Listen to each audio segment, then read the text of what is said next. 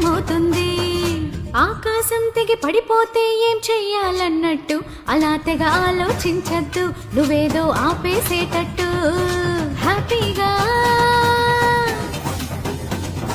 తాపీగా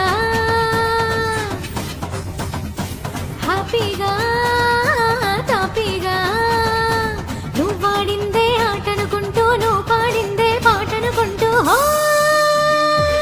లైట్ గా లాగించే వేట లైఫ్ లో ప్రతి పూట.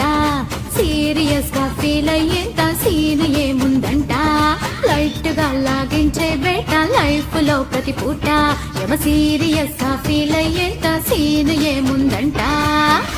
ఏంటి మావా, ఈ ఇయర్ రాశి ఫలాల్లో కూడా అన్ని కష్టాలే అని చెప్పారా? చిల్ మావా, ఒకసారి విను.